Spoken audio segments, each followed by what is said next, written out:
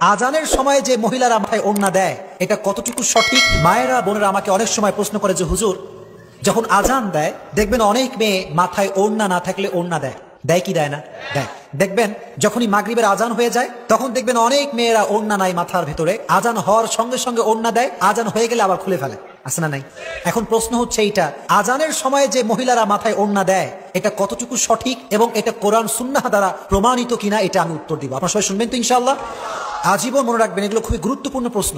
একটা কথা অলওয়েজ মনে রাখবেন, পর্দা এবং হিজাব এটা হচ্ছে প্রকৃত পক্ষের একটা মেয়ের, এবং একটা মেয়ে কতটা কোয়ালিফাইড, একজন মেয়ে কতটা আদর্শবান এটা প্রমাণ করে তার হিজাব এবং বোরকা, ঠিক কিনা?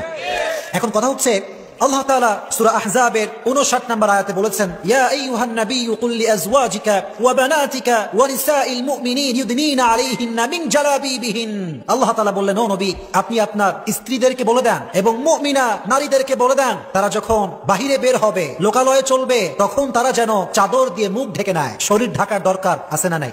জালাবিবিহিন, এই শব্দটা জালাবিব এটা লিসানুল আরব একটি লুগাত আছে। এই লুগাতের ভিতরে এসেছে যে 273 নম্বর পৃষ্ঠায় এই অর্থটি রয়েছে। জালাবি মানে হচ্ছে এমন একটা কাপড়, এমন একটা চাদর যে চাদর দিয়ে মাথার উপর থেকে নিয়ে পা পর্যন্ত ঢাকা যায়। মূলত এই চাদরগুলো যারা আরবে গিয়েছে তারা জানেন, এই চাদরগুলো আরবে অ্যাভেলেবল, কিন্তু বাংলাদেশে মাথার থেকে পা পর্যন্ত ঢাকা যায় এরকম চাদর বাংলাদেশে খুব কম পাওয়া যায়। এটা হচ্ছে জালাবিবের অর্থ। মুফাসসিরিনে ইকরাম যেই ব্যাখ্যা করেছেন এটার দ্বারা বোঝা যায় জালাবিবের অর্থ হচ্ছে এমন জামা, এমন কাপড় যেই কাপড় দিয়ে শরীর ঢাকা যায়। এখন মূল কথায় আসেন, এই যে আজানের সময় প্রত্যেকটা মেয়ে দেখা যায় মাথায় কাপড় দেয়, আজান হলেই আবার কাপড় নামিয়ে দেয়, এটা কতটুকু কোরআন সুন্নাহ সম্মত জানার দরকার আছে না নাই?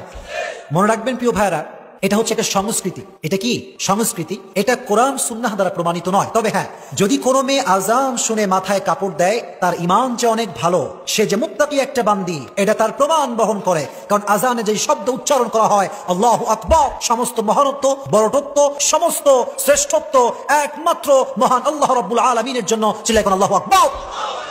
তো এই আওয়াজ যখন হয়, ইমানের তাপমাত্রা বাড়ার আশঙ্কা বেশি। তো সেই সময় যদি কোনো মেয়ে মাথায় ওড়না দেয়, কাপড় দেয়, এটা প্রমাণ করে তার ইমানটা খুব ভালো।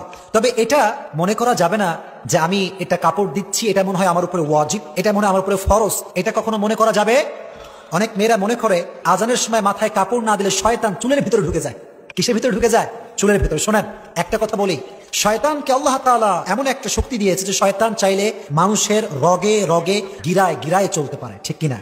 কিন্তু এটা বিশ্বাস করেন, শয়তান আজানের পূর্বে আপনার চুলে ঢুকতে পারে কিন্তু আজানের সময় ঢুকতে পারবে না। কারণ হচ্ছে এই, যখন আজান হয় শয়তান কিন্তু লুঙ্গি তুইলা দৌড়ায়, ঠিক কিনা বলেন? কারণ আল্লাহু আকবার এই আজানের শব্দ শয়তানের হজম হয় না, ঠিক কিনা? এজন্য এটা মনে করা যাবে না যে আমাকে দেওয়াই লাগবে। হ্যাঁ, যদি আপনি মাথায় কাপড় দেন তাহলে বোঝা যাবে আপনার ভিতরে তাকওয়া আছে, আপনি আল্লাহকে ভয় করেন। তবে এটা ফরজ ওয়াজিব কোনো আমল হতে পারে। এখন কথা হচ্ছে, যখন কোনো মেয়ে বাসার ভিতরে একা একা বসে আছে, তখন সে চাইলে, যুবকরাও শুনবেন, বাবারাও শুনবেন, তখন সে চাইলে তারা হাত খোলা রাখতে পারবে, মুখ খোলা রাখতে পারবে, পায়ের কবজি গিরাখিলা খোলা রাখতে পারবে, যখন একা একা সে আছে। কিন্তু যখন কোনো একটা মেয়ে বাসার ভেতর থেকে বের হবে, ইসলামের প্রভিশন বা ইসলামের বিধান হচ্ছে যে মেয়েটা বের হওয়ার সময় তার পরিপূর্ণ ড্রেস আপ হবে, এমন ড্রেস আপ যে তার পায়ের কবজি থেকে শুরু করে নিয়ে কপাল পর্যন্ত পুরো চুল ঢাকার দরকার আছে না নাই? আপনি রুখসতটা বাদ দেন, যদি আপনি আজিমায় আসেন, সবচাইতে হাইয়েস্ট এন্ড বিগেস্ট লেভেলের পর্দা, যার উপর আর কোনো পর্দাই হয় না, সেই পর্দা হচ্ছে এমন পর্দা যে একটা মেয়ে এমন ভাবে বোরকা পরবে যেই বোরকা হবে ঢিলা ঢালা, ইভেন মেয়েটার চোখও দেখা যাবে না। এই বোরকা পরে যখন কোনো মেয়ে বের হয়, আল্লাহ কসম করে বলছি, ওই সুন্দর বোরকাওয়ালি কিন্তু কখনোই ইফটিজিং এর শিকার হয় না।